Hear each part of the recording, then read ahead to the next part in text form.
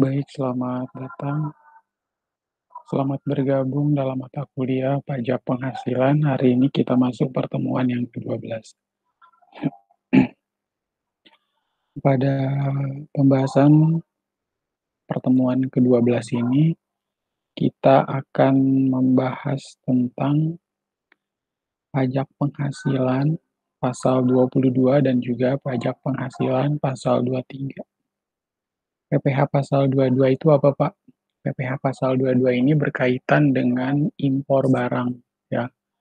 Sebagaimana yang teman-teman ketahui dan juga pernah saya sounding juga ya pada pertemuan sebelumnya, PPh pasal 22 ini memiliki dua tarif. Yang pertama sebesar 2,5% apabila memiliki angka pengenal impor. Lalu yang kedua yaitu 7,5% apabila tidak memiliki angka pengenal impor. Tetapi sudah ada surat edaran berkaitan dengan surat edaran Dirjen Pajak bahwa ada PPh pasal 22 ini tarifnya sekarang mulai beragam untuk jenis-jenis barang-barang tertentu, ya. Jadi yang dulunya memang sebesar 2,5% memiliki API, kalau nggak punya API 7,5%, sekarang udah mulai banyak. Ada yang jadi 5%, ada yang jadi 10%, dan seterusnya. Kemudian, PPh pasal 22 ini juga menyangkut transaksi pembelian barang atau jasa dengan bendaharawan pemerintah, atau transaksi yang dilakukan dengan Pertamina, PT Newmont Indonesia, PT Caltex ya dulu, kemudian ada PT Hutama Karya, kemudian ada Freeport, ya itu transaksi-transaksi yang berkaitan dengan PPh pasal 22, di mana institusi-institusi tersebut yang berhak melakukan pemotongan PPh pasal 22. Tetapi nggak melulu berkaitan dengan instansi institusi yang tadi saya sebutkan. Kalau transaksinya berkaitan dengan rokok atau berkaitan dengan beras, karena kita melakukan transaksi dengan badan urusan logistik atau bulog, nah ini tentunya memiliki tarif yang jelas-jelas juga masuk dalam PPh pasal 22. Ya, jadi PPh pasal 22 itu selain berkaitan dengan impor barang, tetapi juga transaksi yang dilakukan dengan bendaharawan pemerintah, atau transaksi yang dilakukan juga dengan badan urusan logistik, atau berkaitan dengan pembelian rokok, karena nanti di di rokok itu ada pita rokok atau cukai rokoknya, dan harus diakui. Ya, seperti itu. Kalau PPh pasal 23 itu tentang apa, Pak? PPh pasal 23 ini berkaitan dengan belanja jasa. Ya, jadi kalau belanja jasa itu terdapat di PMK 244 tahun 2008, lalu diperbarui dengan PMK 141 tahun 2015. Nah, setiap transaksi yang berkaitan dengan belanja jasa ini tentunya harus dipotong PPh pasal 23 sebesar 2%. Belanja jasa tuh kayak apa, Pak? Ya, kalau belanja jasa itu misalnya berkaitan dengan pengolahan limbah industri, kemudian berkaitan dengan jasa outsourcing, lalu ada jasa pemasangan atau instalasi mesin, atau misalnya jasa pemasangan instalasi atau jasa pemasangan SPD, first media, seperti itu ya. Atau misalnya maintenance kendaraan. Nah, ini masuk dalam kategori PPh pasal 23. Seperti itu. Nah, berikut ini adalah sistematika yang akan kita bahas ya, outline secara garis besar yang akan kita bahas berkaitan dengan PPh pasal 22 dan juga PPh pasal 23. Nah, coba kita lihat. Nah, PPh pasal 22 itu landasan hukumnya menurut pasal 22 Undang-Undang PPh. Undang-Undang PPh kita nomor berapa, Pak? Nomor 36 tahun 2008. Ya, selain daripada Undang-Undang Nomor 36 Tahun 2008, diatur juga di mana di dalam Peraturan Menteri Keuangan nomor 154 garing PMK 03 garing 2010. Kemudian PMK nomor 253 garing PMK 03 tahun 2008. Ya, seperti itu.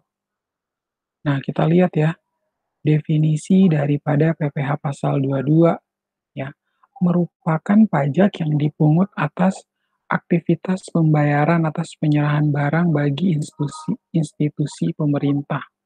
Contohnya kayak gimana, Pak? Misalnya nih, kita kita misalnya berdiri sebagai sebuah perusahaan swasta atau perusahaan perorangan. Lalu kita jualan komputer kepada pemerintah, atau katakanlah melakukan transaksi kepada bendaharawan pemerintah, yaitu menjual komputer kepada PT Freeport Indonesia. Nah, atas pembelian barang terhadap institusi pemerintah ini harus dipotong PPh pasal 22. Ya, maksudnya seperti itu. Jadi, aktivitas pembayaran atas penyerahan barang bagi institusi pemerintahan. Jadinya nanti akan dikenakan pajak karena transaksinya dengan institusi pemerintahan. Kemudian, yang kedua adalah aktivitas impor barang. Ya, aktivitas impor barang ini, kalau tadi saya bilang kita melakukan impor barang dari luar ke Indonesia, nah itu kena PPh pasal 22.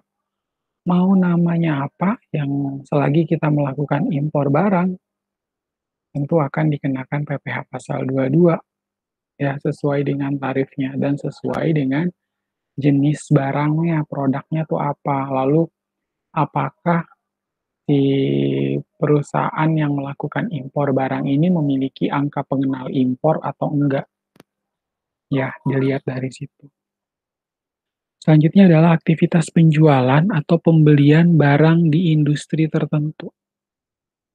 Ya, jadi adanya aktivitas penjualan atau pembelian barang di industri tertentu, contohnya tadi ya pembelian beras, lalu ada minyak ya, misalnya minyaknya minyak apa Pak? Misalnya Petramak, Petralite ya seperti itu.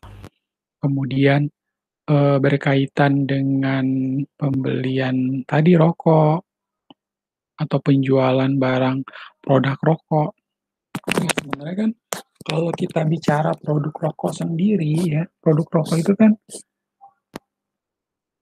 kalau dikatakan ya nggak guna juga ya nggak sih? Sebagian orang ya khususnya bapak-bapak, para pria melakukan mengkonsumsi rokok ya mungkin karena sudah kebiasaan, tapi kan kita kalau dilihat orang ngerokok tuh buat apa sih sebenarnya? Buat gaya atau buat pride atau buat kebanggaan doang atau bagaimana kan? Karena rokok sendiri merugikan kesehatan, merusak paru-paru, kalau perempuan bisa membahayakan janin dan lain sebagainya. Kan ini sebenarnya upaya daripada pemerintah supaya masyarakat nggak mengkonsumsi rokok, makanya rokok itu dikenakan pajak. Tujuannya sebenarnya itu, makanya kenapa pajak rokok itu tinggi, supaya kebiasaan atau konsumsi masyarakat yang tidak sehat ini harus dikenakan pajak ya berkaitan dengan rokok. Bahkan kalau misalnya masyarakat punya kebiasaan mengkonsumsi produk-produk yang mahal, ya produk mahal atau misalnya katakanlah dia impor mobil dari luar tapi mobilnya yang mewah.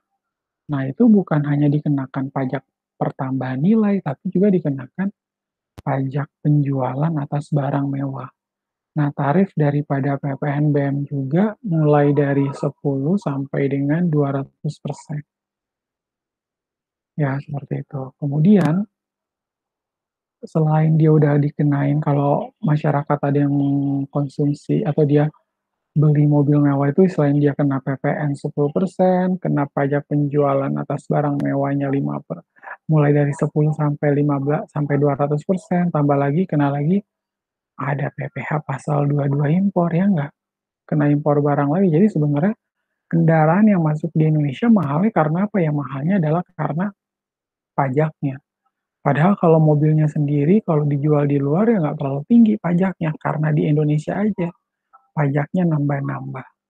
Atau kalau biasa berkaitan dengan minuman keras. Ya, minuman keras itu sebenarnya salah satu upaya dari pemerintah mengenakan pajak penjualan atas barang mewah terhadap minuman keras supaya menghentikan kebiasaan masyarakat yang mengkonsumsi minum-minuman keras. Karena nggak guna juga ya nggak?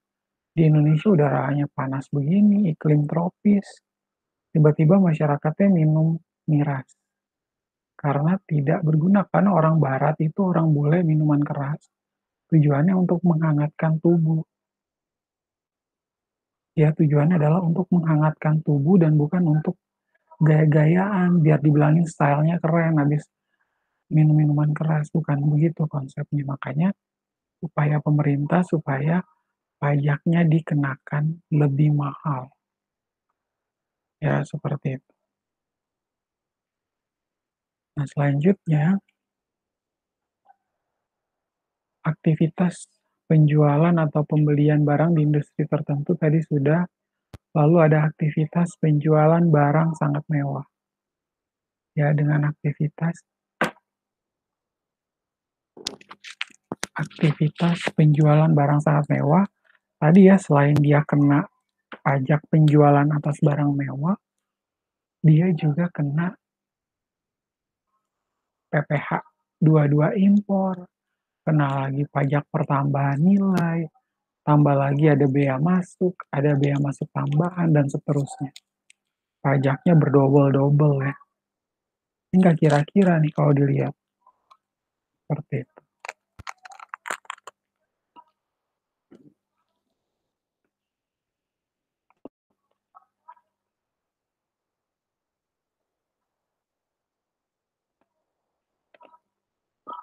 Nah, kita lihat pemungut, penyetor, dan pelapor.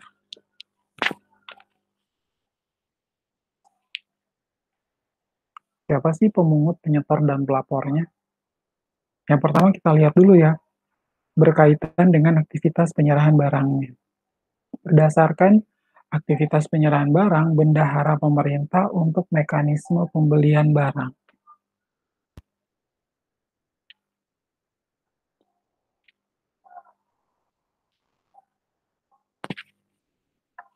Ini adalah bendahara pemerintah yang tadi saya sampaikan. Untuk mekanisme pembelian barang, kalau misalnya kita tadi, si bendahara pemerintah itu beli barang ke kita, dia berhak motongin pajaknya, bahkan PPN-nya sendiri, dia juga yang akan nyetorin sendiri ke negara. Jadi selain dia menyetorkan sendiri ke negara, PPN-nya dia juga yang menyetorkan sendiri PPh-nya. Kemudian, yang kedua, bendahara pengeluaran untuk mekanisme uang persediaan. Jadi sebenarnya kalau di pemerintahan itu ya dia punya 4 bendahara. Itu teman-teman akan pelajari di mata kuliah akuntansi sektor publik sebenarnya ya.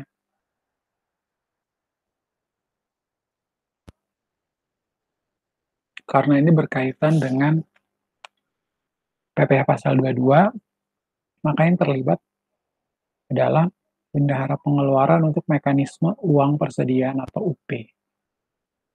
Ya, selanjutnya yang ketiga adalah kuasa pengguna anggaran atau KPA atau pejabat penerbit surat perintah membayar.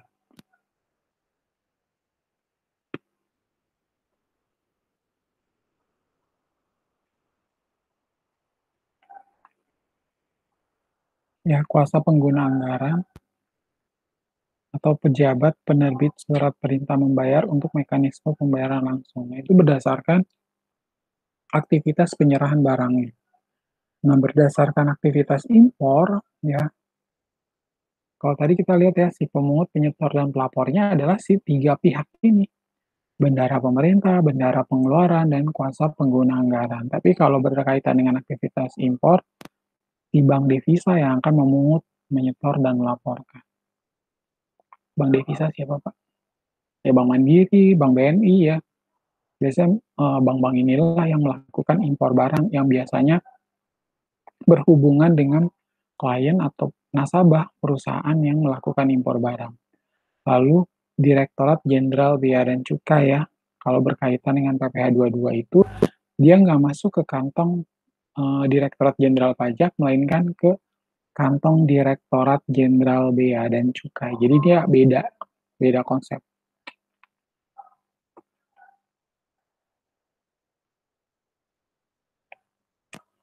Nah, masih di pemungut, penyetor, dan pelapor,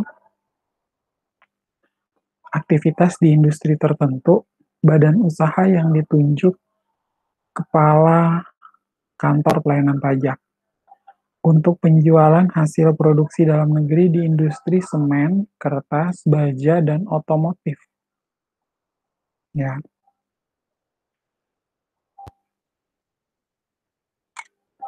aktivitas-aktivitas inilah yang nantinya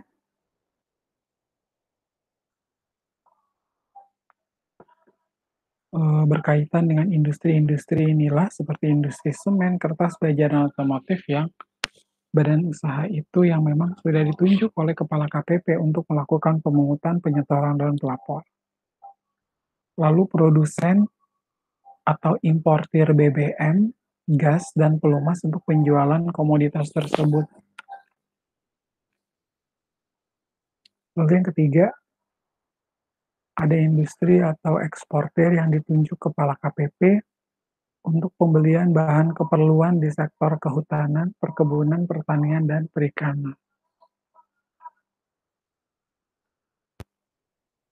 Ya, teman-teman bisa melihat berkaitan dengan aktivitas-aktivitasnya, pemungut-pemungut, penyetor, pelapor yang melakukan. Lalu bagaimana Pak dengan tarif pajaknya? Nah, ini kita lihat satu persatu ya, berkaitan dengan tarif pajaknya.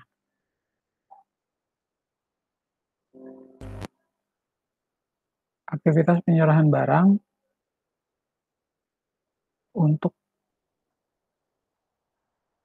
eh, aktivitas penyerahan barang tarifnya adalah 1,5% daripada harga pembelian ya.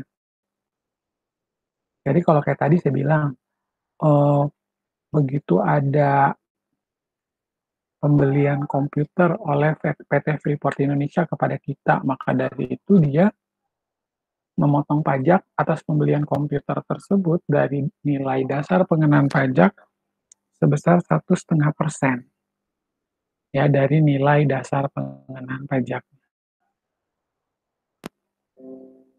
Kemudian aktivitas impor 2,5% dari nilai impor bagi pengguna angka pengenal impor atau API. Ya kalau punya API tarifnya adalah 2,5%.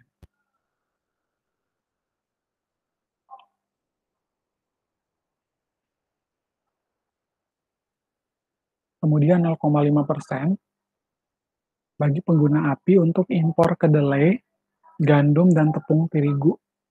Itu tarifnya 0,5%.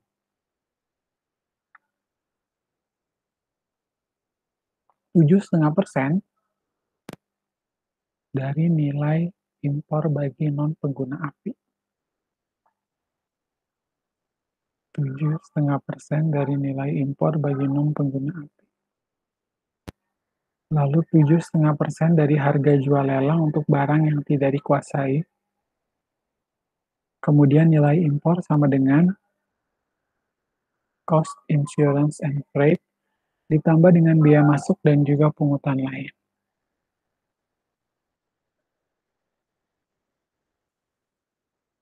Kita lanjutkan. Pencatatan transaksi PPh 22 bendaharawan negara dan impor. Ya, PPh 22 dipungut bendaharawan negara. PPh 22 dipungut bendaharawan negara. Jumlah pajak yang dipungut oleh bendaharawan merupakan pengurang kas yang diterima dicatat sebagai pembayaran pajak di muka. Jumlah pajak yang dipungut oleh bendaharawan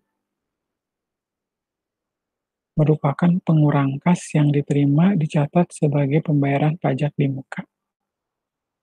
Nah, PPN dan PPNBM tidak dicatat, namun bukti potongnya dimintakan untuk memperoleh restitusi pajak.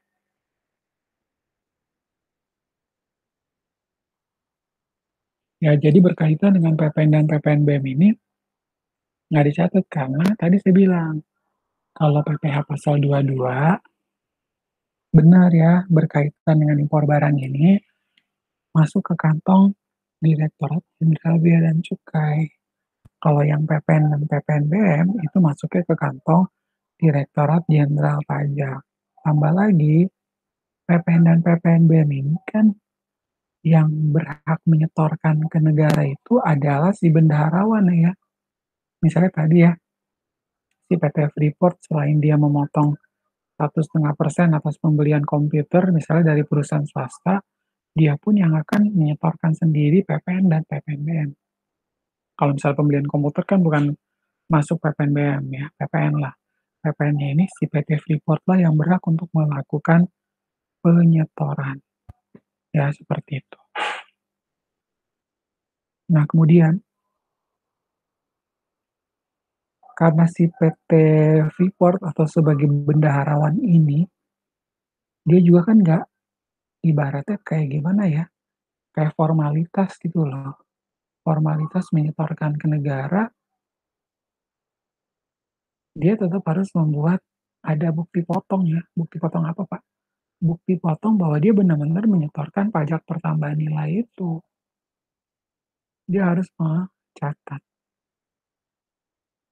Kemudian, PPh pasal 22 atas impor, jumlah pajak jumlah pajak penghasilan pasal 22 yang dibayarkan dicatat sebagai pajak dibayar di muka. Iya nggak, Pak? Bener ya? Jumlah PPh pasal 22 itu nanti dia bunyi di mana? Di neraca. Sebagai apa? Sebagai pajak dibayar di muka. Lalu untuk bea masuk dan PPNBM menjadi penambah nilai persediaan. Iyalah, kan nggak bisa dikreditin. Ya nggak? Ngapain kita ngakuin bea masuk PPNBM? Itu juga sifatnya nggak bisa dikreditin, nah kita anggap sebagai kita kapitalisasi ke mana? Ke nilai persediaan. Supaya nilai persediaan kita nambah. Ya kan? Atau kadang perusahaan itu ngakuin bea masuk dan PPNBM sebagai apa? Sebagai biaya. Ya, kalau dia mengakui sebagai biaya, tujuannya adalah tujuan daripada menggunakan bea masuk dan PPNBM sebagai biaya biar kondisi perusahaan kalau lagi laba kena pajaknya terlalu tinggi dibuat seperti itu.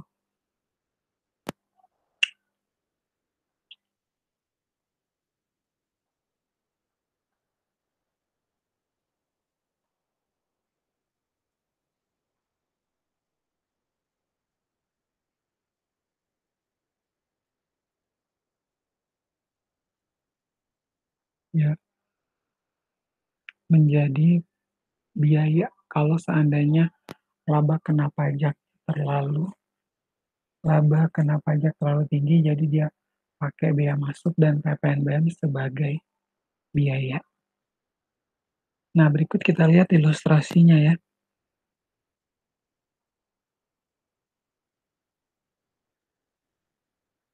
Untuk ilustrasinya, Koperasi Medang Kamulan menerima pembayaran dari kantor Humas Pemprov. Ya, menerima pembayaran dari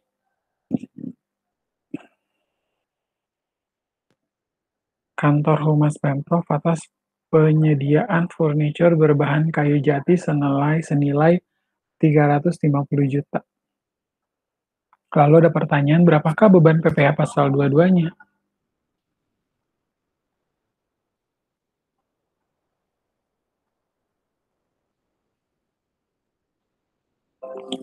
Nah, jawabannya adalah karena furniture berbahan kayu tersebut nilainya 350 juta, kita kalikan dengan tarif pajak yang tadi ya. Kalau membeli barang atau produk itu kita kalikan 1,5%. 1,5% dikali 350 juta. Sebesar 5.250.000. Ya, 1,5 dibagi cepet itu adalah 0,015 dikali dengan 350 juta. 5.250.000 ya. Itu adalah beban PPh pasal 22-nya. Nah, jurnal yang dilakukan oleh Koperasi Medang Kamulan, penjualan, ya, karena kan dia yang jual ya, penjualan sebesar 350 juta. Lalu muncul pajak dibayar di muka PPh pasal 22 yang saya bilang tadi muncul di neraca ya. Pajak dibayar di mukanya di debit 5250. Kok di debit, Pak? Ya, jelas di debit. Karena kita belum bayar ke negara. Karena kalau kita udah bayar ke negara, jurnalnya bukan pajak dibayar di muka PPh pasal 22 di debit, tapi pajak dibayar di muka PPh pasal 22-nya di kredit, kas, sorry. Kalau misalnya kan pengakuan pajak dibayar di mukanya kan di debit. Kenapa sih Pak pajak pengakuan pajak dibayar di muka PPh pasal 22? Karena si Koperasi Medang Kamulan ini kan dia mengakui penjualannya itu tidak pure atau full amount 350 juta. Uang yang dia terima hanya 344.750.000 setelah dikurangi dengan pajak dibayar di muka PPh 22. Nah, baru kita lihat di Jurnal Humas Pemerintahan Provinsi ya, sebagai pihak yang melakukan pembelian furniture berbahan kayu jati, furniture dia bertambah 350 juta, utang PPh pasal 22-nya taruh di kredit ya. Kenapa Pak utangnya taruh di kredit? Karena dia belum setorkan ke negara. Benar ya? Utang PPh pasal 22-nya di kredit, lalu pindah ke debit ya, utang PPh pasal 22 debit pada kas atau bank di kredit. 5.025. Kemudian kas yang dibayarkan oleh kantor Humas Pemprov adalah 344.750.000. 344.750.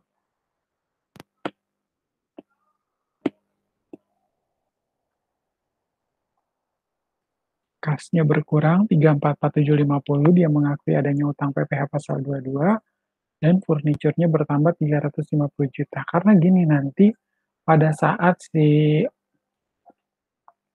Pemprov ini akan membayarkan utang PPh 22, utang PPh 22-nya taruh di debit pada kas atau bank di kredit di tanggal yang berbeda ya. Pada saat dia melakukan pembelian furniture tersebut.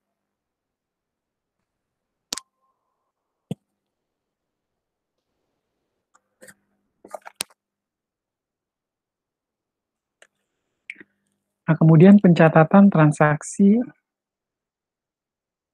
bendaharawan negara. Ya, teman-teman bisa lihat di sini CV Pancala mengirimkan tagihan ke Pemprov Aceh.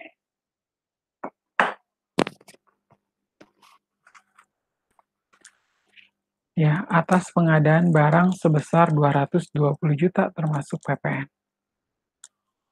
Pengadaan barang tersebut dikenai pemotongan PPh pasal 22 sebesar 1,5%. Harga pokok penjualan barang tersebut adalah 115 juta. Lalu bagaimanakah CV Pancala melakukan penjumlahan? Ya, teman-teman pahami dulu soalnya.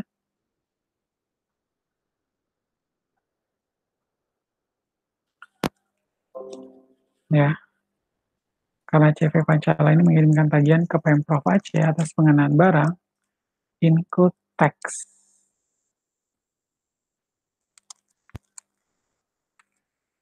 Maka dari itu kita akan mengakui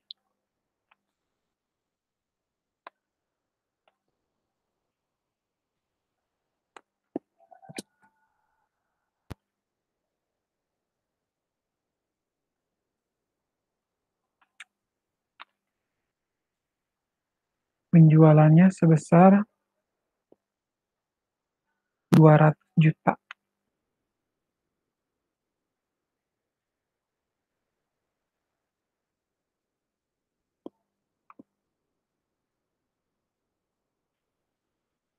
Ya. Kenapa Pak 200 juta? Kenapa nggak 220? Karena 220 termasuk PPN. Kita mau mengakui penjualannya saja, exclude PAT, exclude value added tax. Berarti penjualan kita sebesar 200 juta rupiah. Kemudian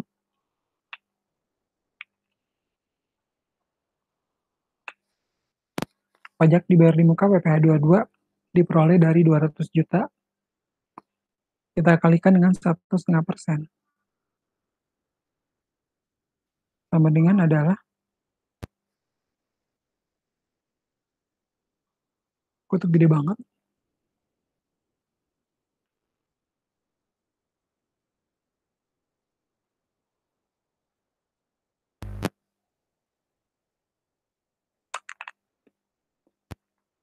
salah nih ya, pajak dibayar di mukanya 3 juta, masa pajaknya 30 juta? Ya, ini salah nih jurnal ini. 200 juta dikali 1,5% itu adalah 3, 200 juta kali 1,5% adalah 3 juta di sini. Maka dari itu di sininya piutang dagangnya itu 197 juta yang benar ya. Ini teman-teman jangan ngikutin PPT ini salah.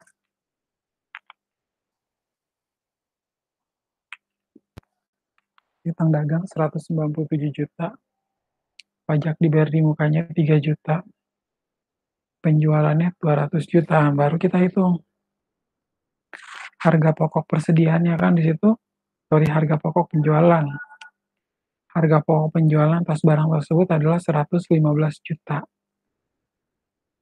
APP-nya di debit 115 juta, kreditnya adalah persediaan 115 juta.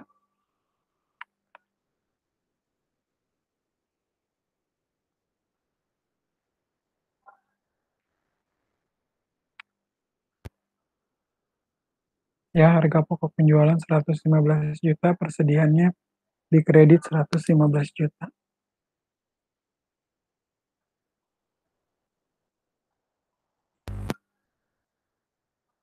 Kita lanjutkan ilustrasi berikut berkaitan dengan impor barang.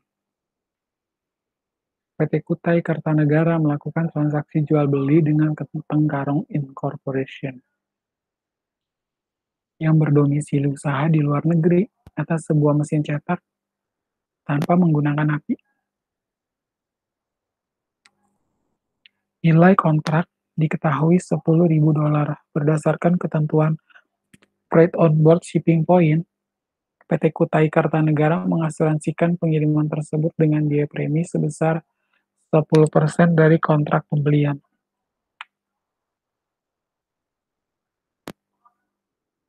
Dengan biaya pengangkutan senilai $1.500. Nah, adapun bea masuk dan pungutan lain masing-masing adalah senilai 20% dan 5 juta rupiah.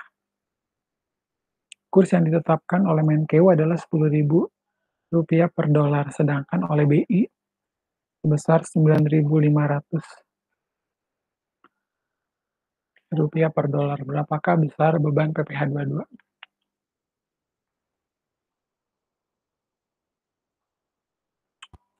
Pahami dulu soalnya.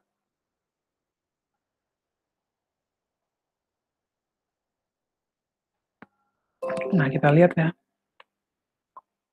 Kita masukkan harganya, nilai kontrak diketahui 10.000, 10.000, kemudian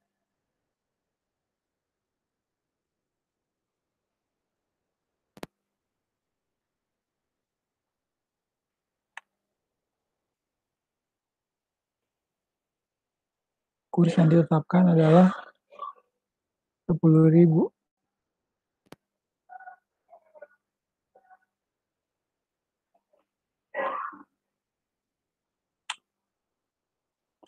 Ini ngaco nih.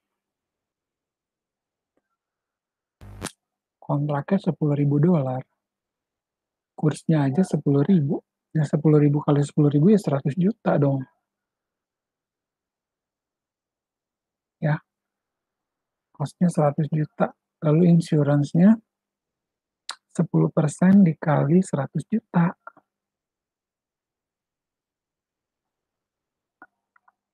Insurance-nya 10 juta, 100 juta, insurance 10 juta. Nah, rate-nya di situ adalah biaya pengangkutan 1.500.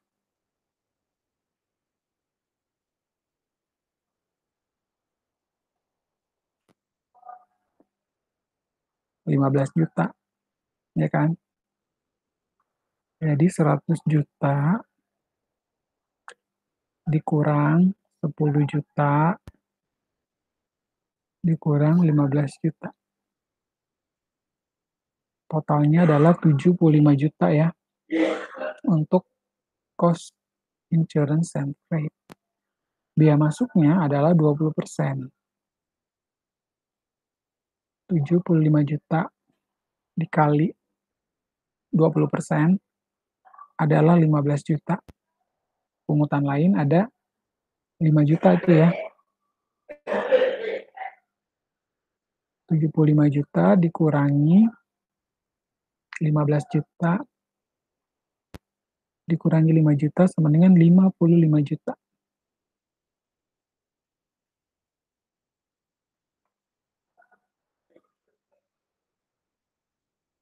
Ini kan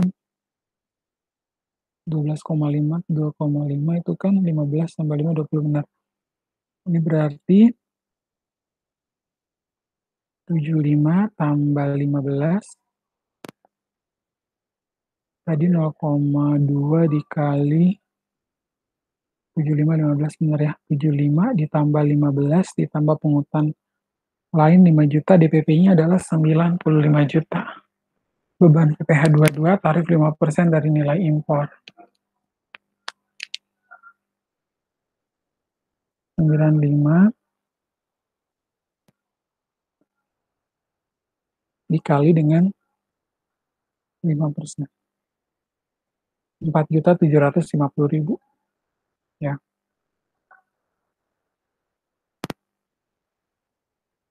Ya, di sini beban PPh 22-nya benar adalah 4.500.000. Ini kan 95 juta dikali dengan 0,05, sorry. 0,05 adalah 4.750. Jadi beban PPh di sini yang benar 4.750.000.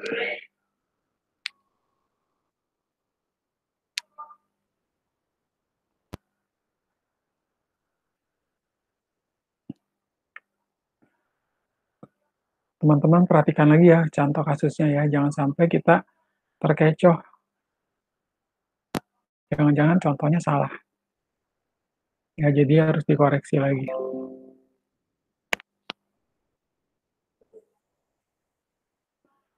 Nah, berikut pencatatan transaksi impor.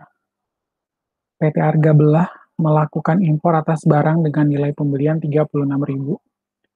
Kurs Menteri Keuangannya berlaku 9.100 per dolar. Lalu perusahaan membayar biaya asuransi dan pengangkutan masing-masing 7,5% dan 5% dari nilai pembelian. Biaya masuk sebesar 10% dari CIF dan biaya masuk lainnya 2.500. Kemudian penyerahan barang dikenakan PPN dan PPNBM 20%. Jika perusahaan memiliki API, tarif PPh pasal 22, 2,5%. Bagaimanakah penjurnalan dilakukan? Ya, perhatikan baik-baik soalnya.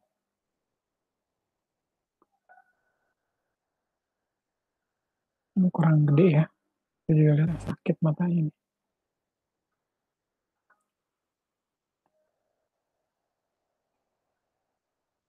Ya, di sini kursnya 36.000, dimasukkan di sini 36.000.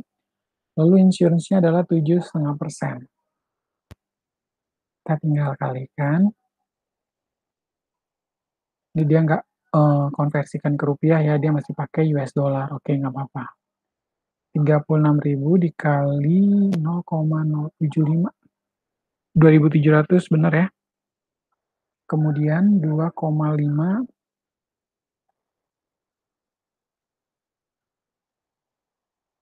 dikali dengan 36.000 900. Aduh,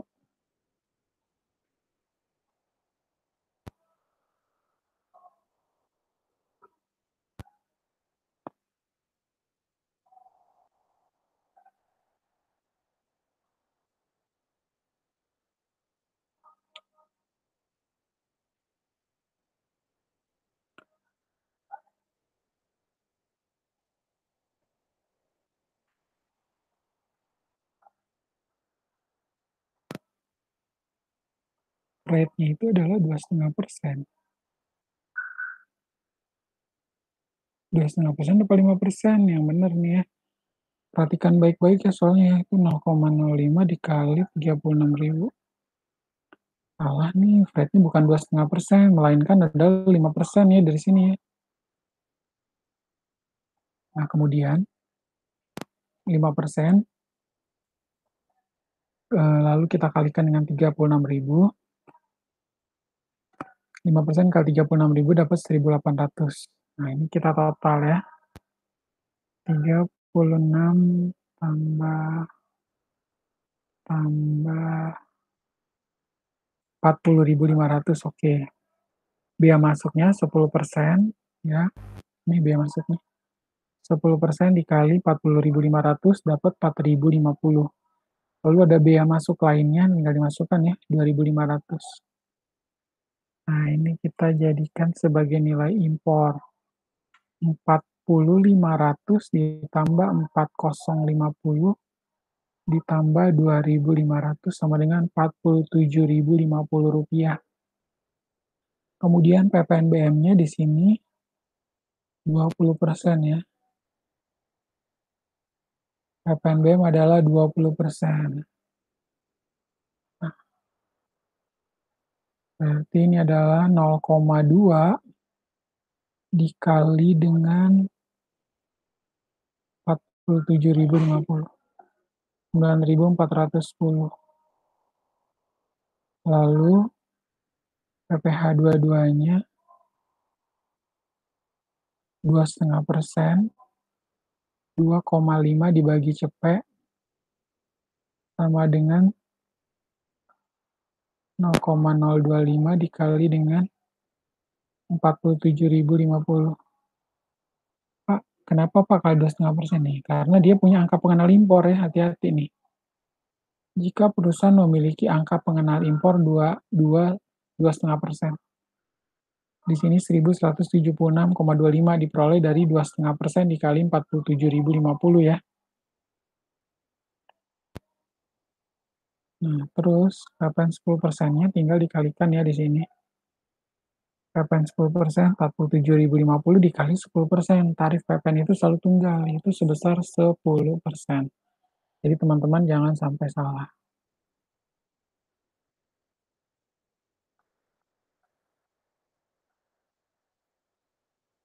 Nah, kita lanjutkan. Jawabannya, nilai persediaan yang dicatat adalah 47.050 ditambah 9.410 ditambah dengan 9 dikali 9.100 itu kurs.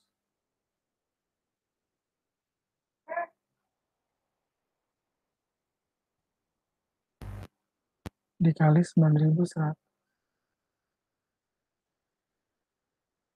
Ya, kurs yang berlaku ya. Kurs yang berlaku berdasarkan keputusan Menteri Keuangan. Nih, lihat dari sini. Kurs KMK-nya adalah 9.100 rupiah per dolar. Oke ya. Berarti ini 47.050 ditambah dengan 9.410 kali 9.100 nilai persediaan. Nilai pajak dibayar di muka, tinggal teman-teman masukkan di sini 1.176,25 dikali dengan kursnya lah, itu kan masih dolar. Ya. 1.176,25 dikali 9.100 dapat 10.703.875. Dicek lagi perhitungannya benar atau enggak. Lalu nilai PPN masukkan, kan di sini DPP-nya 47.050. Tinggal kali 10%, 47.05. dikali 9.100 dapat 42.815.500 ya. Cek kembali apakah sudah sesuai dengan perhitungan. Saya juga hitung di sini ditambah 56 dikali, wah benar ya, 513.786 nilai persediaan. Selanjutnya adalah 1.176,25 kali 9.100. 10.703.875, kemudian 4705 dikali 9.100, 42.815.500. Nah, penjurnalannya di debit ada nilai persediaan 513.786, pajak dibayar di mukanya 10.703.875, lalu PP masukannya 42.815. Pak, kok PP masukan beda sama nilai persediaan? Betul ya. Karena nilai persediaan di sini masih kita tambahin PPNBM nih 9.410. Di sini jelas-jelas beda pasti kan. Kan di sini kita masih mengakui adanya nilai PPNBM nih. Nih PPNBM 9.410 itu jadi nilai persediaan. Karena PPNBM nggak bisa dikreditkan, ya udah, ya kan? Jadi kita harus ngakuin ini sebagai nilai persediaan. Makanya nilai persediaan dengan PP masukannya tidak sama nominal. Tinggal kita total, persediaan di debit, pajak dibayar di muka di debit, PP masukan debit, dan kasnya yang kita bayarkan sebesar Rp567.305.375. Nah, selanjutnya ya aktivitas di industri tertentu, penjualan hasil produksi dalam negeri 0,1% dari dasar pengenaan pajak PPN, DPP PPN di industri kertas. Kemudian ya ini tarifnya beda-beda nih. Kemudian 0,25% dari DPP PPN di industri semen, ya kalau industri kertas 0,1%, di industri semen 0,25%, di industri otomotif 0,45%, di industri baja 0,3%.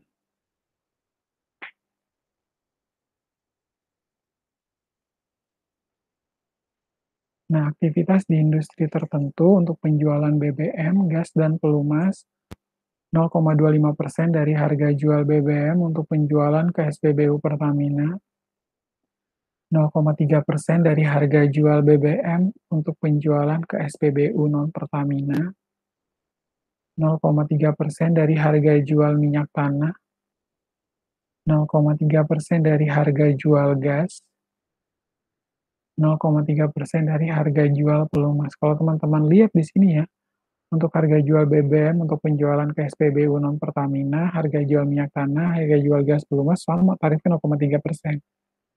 Tapi di sini untuk harga jual untuk penjualan ke SPBU Pertamina yang beda 0,25%.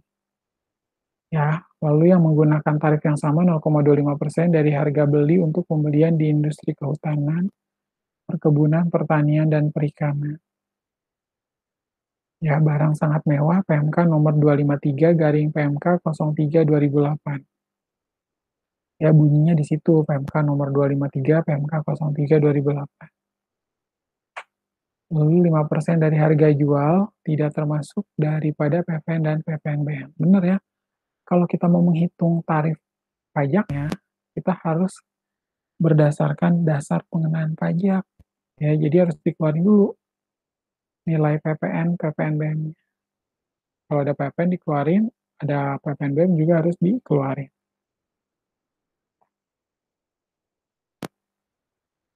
Nah, kita lanjutkan kembali. Nah, di sini ya, pencatatan transaksi PPh pasal 22 industri tertentu. Pihak pemungut mencatat penerimaan kas dan mengakui utang pajak sebab harus disetor ke kas negara. Ya, jadi si pihak pemungut ini akan mencatatkan penerimaan kas dan mengakui utang pajak. Karena tetap harus disetorkan ke kas negara. Lalu ada pihak yang dipungut, mencatat pembayaran tersebut sebagai pajak dibayar di muka pada saat pembelian. Ya, mencatat pembayaran tersebut sebagai pajak dibayar di muka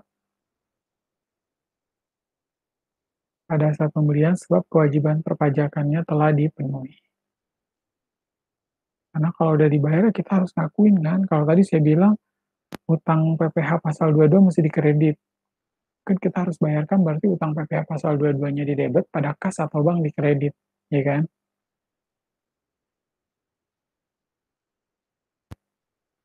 Kita lanjutkan. Nah, ini kita lihat ya, untuk industri tertentu, koperasi holding mengadakan penjualan kepada Nyonya Sima. Sebentar.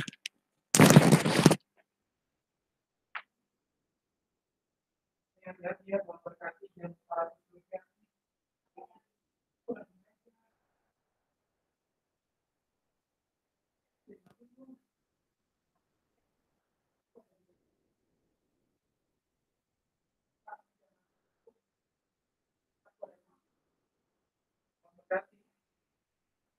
Jangan lupa bawa kolam. Satu surga bentar lagi.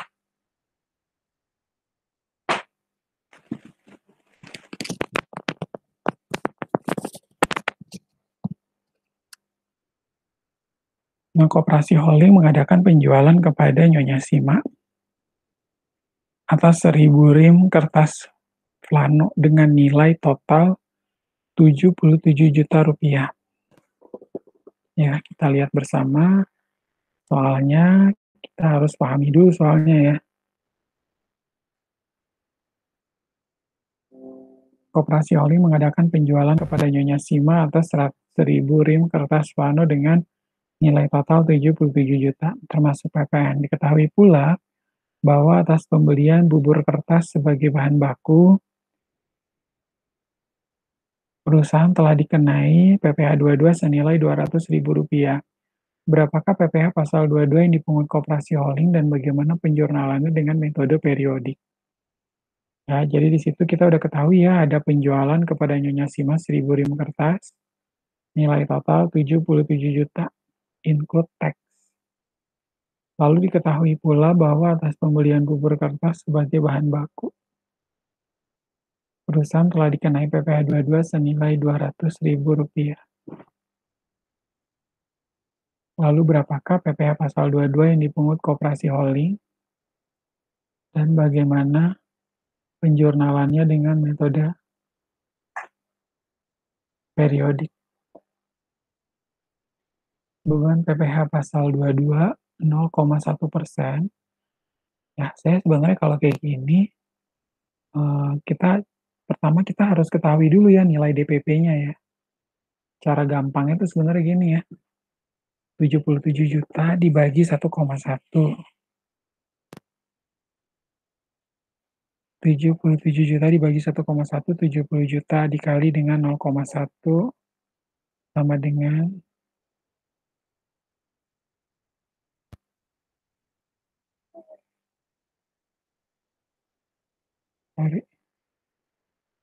kan 77 juta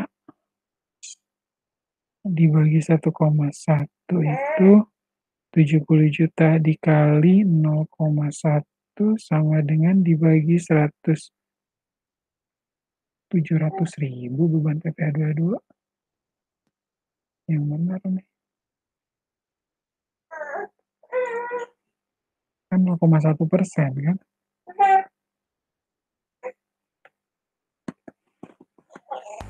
Ya.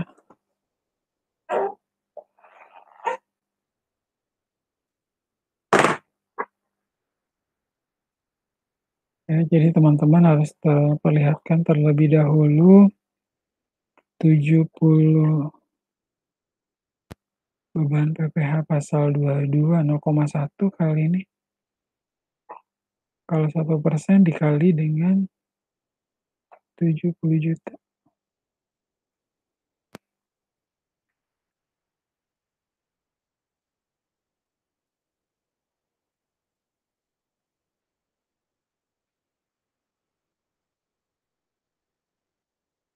Nah,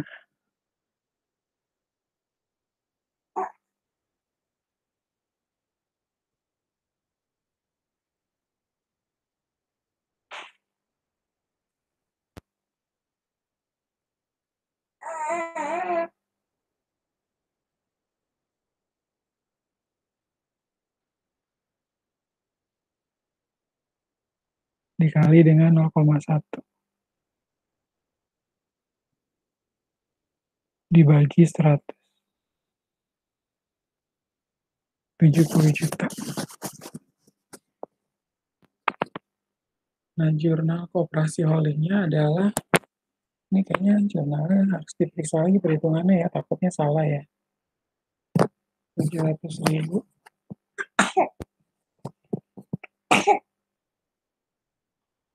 Nah, selanjutnya piutang dagangnya adalah 77 juta.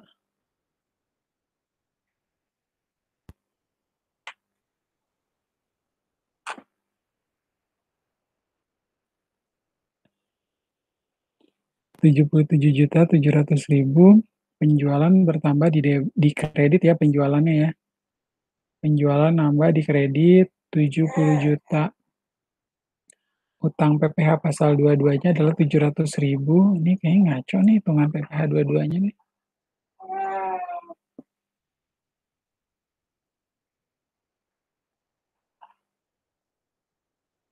77 juta, 700, penjualan 70 juta, kemudian PPN keluarannya 7 juta, benar, utang PPh pasal 22 700.000. Karena kalau berdasarkan rumus ini bukan 700.000 tapi 70.000 doang beban PPh-nya. Ya, atas industri tertentu. Karena coba kita lihat nih.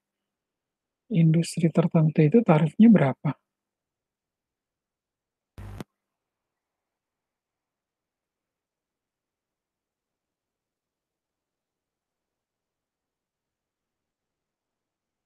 Nol koma 1% kan?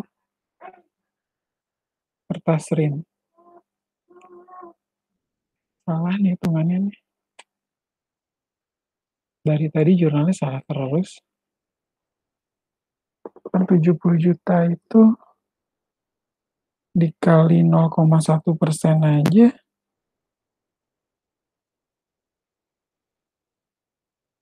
dibagi 100, ya 70.000 doang ini beban PPh dua-duanya.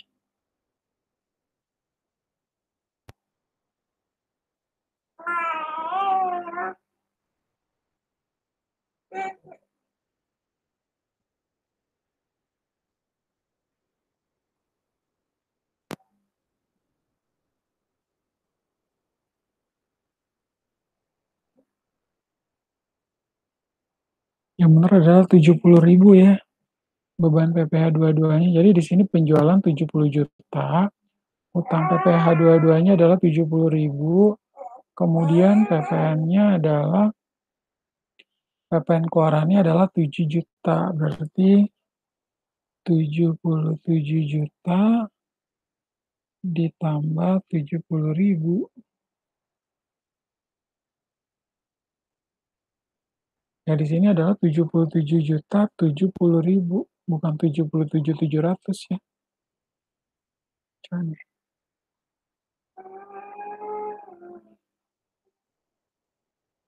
nah, kemudian pencatatan transaksi industri tertentu.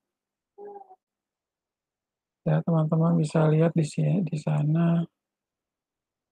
CV Talkanda merupakan perusahaan yang bergerak di bidang percetakan plat baja untuk keperluan industri.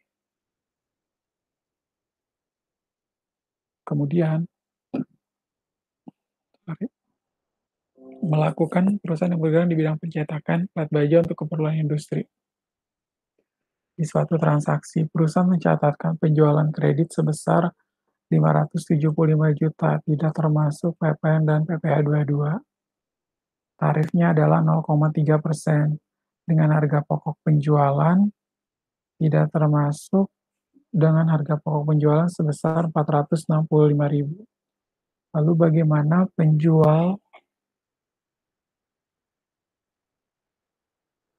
bagaimana penjual dan pembeli melakukan pencatatan.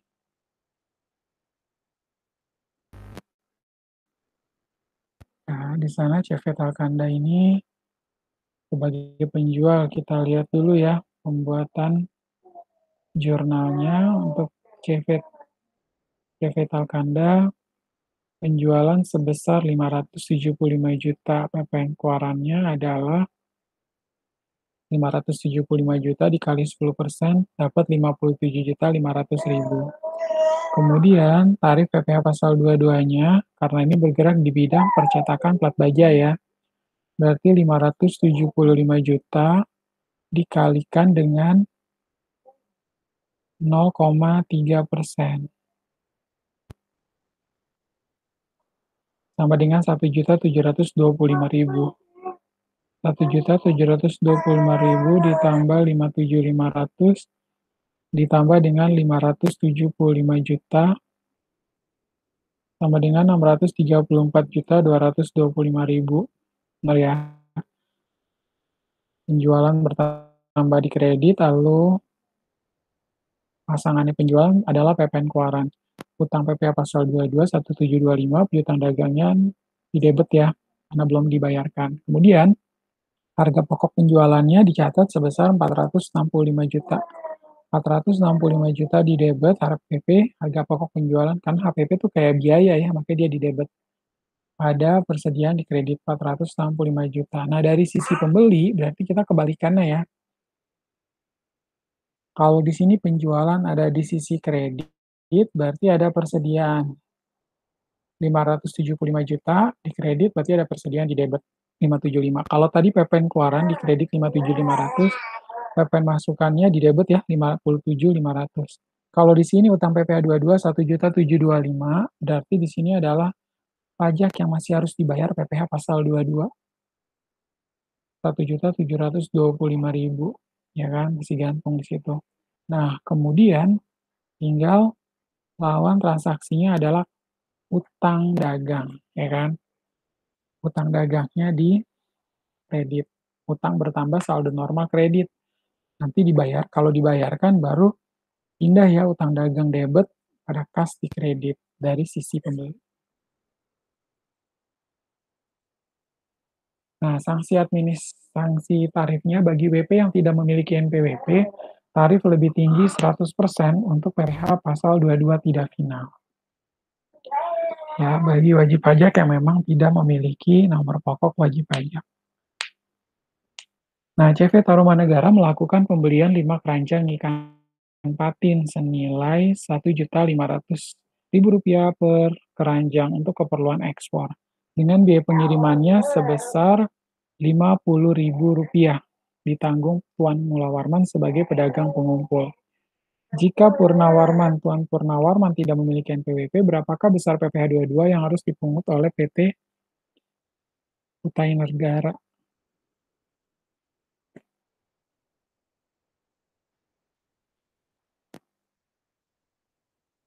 Dia yang melakukan pembelian. Terus, pedagang pengumpul ditanggung oleh pedagang pengumpulnya Tuan Mulawarman. Jika Tuan Purnawarman tidak memiliki NPWP, berapakah besar PPh 22 yang harus dipungut oleh PT Kutai Negara? Ya, di sini pembelian 5 keranjang ikan patin tarif PPh 22-nya adalah 0,25%, lalu mendapatkan tarif lebih tinggi karena tidak memiliki NPWP ya.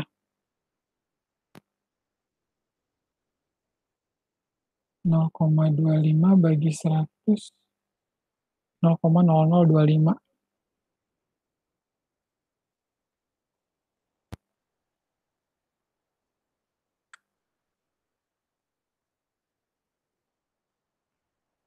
Di 1,01 dikali 0,0025 dapatnya 0. Oh, ini 1. Sorry. 101 ini juga ya.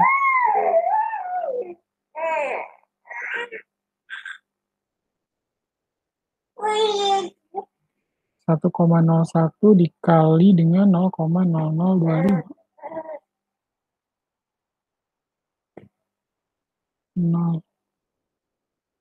0,25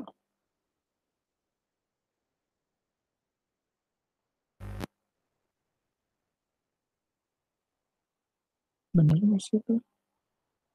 Dikali 1,01 aja 0,0025. 0,002525, kemudian kita kali 5 dikali dengan 1.500.000, 18.937,5. Beban PPh dua-duanya adalah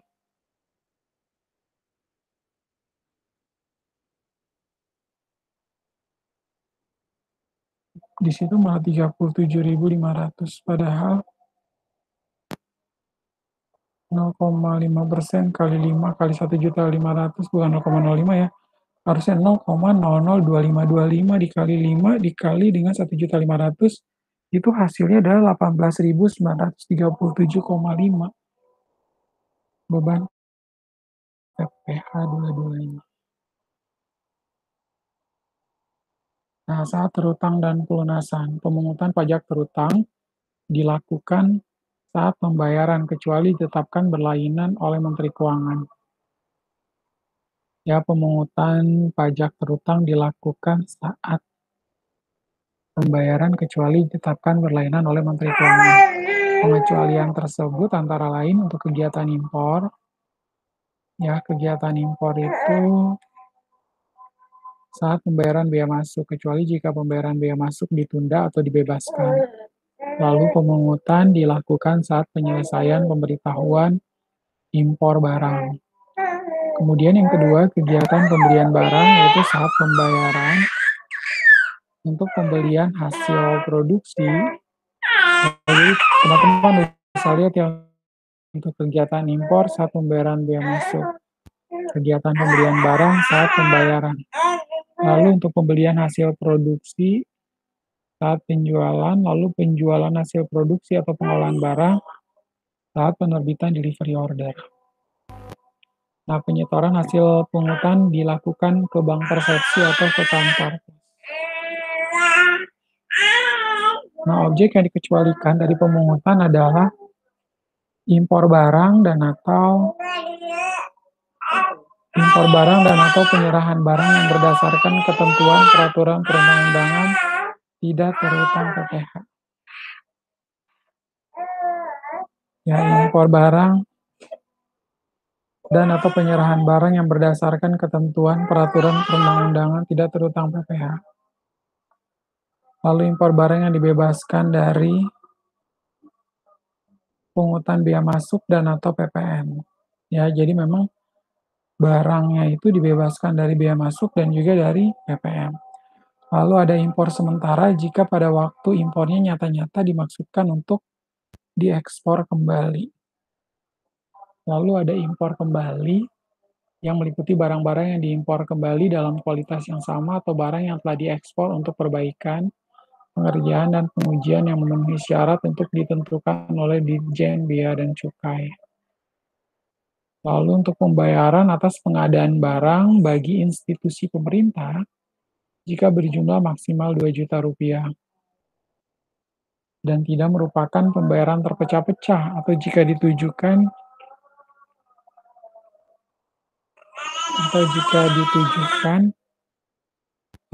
bisa kita lihat untuk pembelian BBM, listrik, gas, pelumas, air minum, PAM, dan benda pos.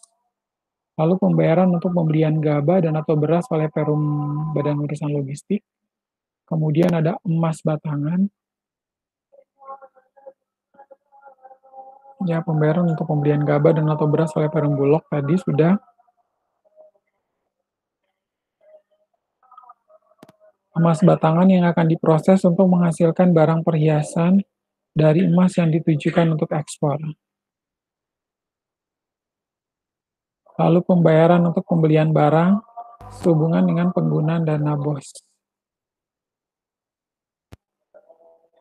Nah, kita lihat di sini ya, untuk firma Kalingga menandatangani kontrak dengan pemerintah Kota Pasuruan untuk melakukan penyediaan ATK senilai Rp110 juta. Lalu berapakah besar beban PPh 22 jika kontrak tersebut meliputi pula penyediaan 1.000 lembar perangko nominal Rp6.000 at cost? Berapakah besar beban PPh 22? Sekarang kita sudah tidak mengakui lagi untuk metrai adanya 10.000 ya.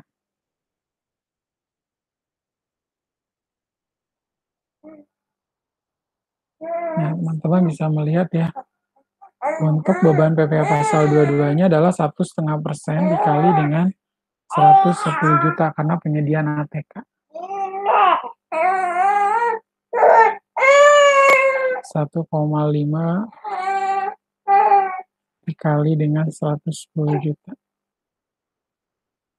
Sama dengan 1.650.000 ya.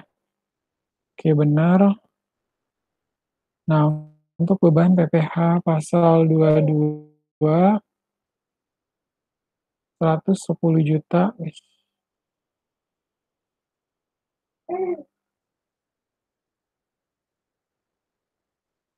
Nah, di sini kita lanjutkan. 1,5% dikali dengan 110 juta dikurangi dengan 60. Sama dengan 50 juta. Kenapa Pak dikurangi 60? Dikurangi 60 juta karena kontrak tersebut meliputi pula penyediaan 1.000 lembar perangko nominal Rp6.000 at cost. Nah, maka kita kurangi hasilnya 50 juta dikali dengan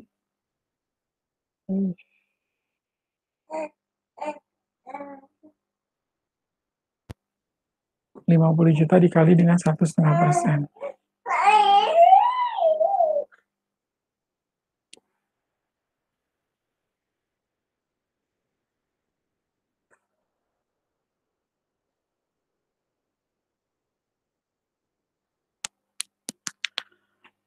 Totalnya adalah 750.000 beban PPh pasal 22-nya. Beban PPh 22-nya adalah 1,5% dikali 50 juta sama dengan 750.000. 1,5% dikali dengan 50 juta sama dengan Rp750.000. Nah, pengecualian PPh pasal 22, pengecualian memerlukan bukti berupa surat keterangan bebas PPh pasal 22 yang diterbitkan oleh Dirjen Pajak untuk impor barang dan atau penyerahan barang yang memang tidak terhutang PPh. Lalu emas batangan yang diproses untuk menghasilkan perhiasan untuk diimpor. Lalu pelaksanaan pengecualian dari pemungutan PPh 22 dilakukan oleh Ditjen Bea dan Cukai dengan tata cara yang diatur oleh Dirjen Bea dan Cukai dan atau Direktorat Jenderal Pajak.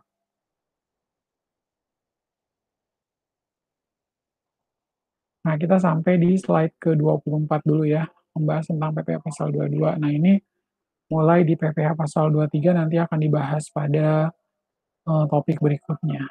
Ya, kurang lebih demikian. Oke, demikian untuk penjelasan saya mengenai PPh pasal 22. Teman-teman tetap jaga kesehatan, perhatikan protokol kesehatan, gunakan masker, gunakan hand sanitizer. Semangat walaupun di masa pandemi COVID-19 ini. Akhir kata, God bless you and Buddha bless you. Terima kasih.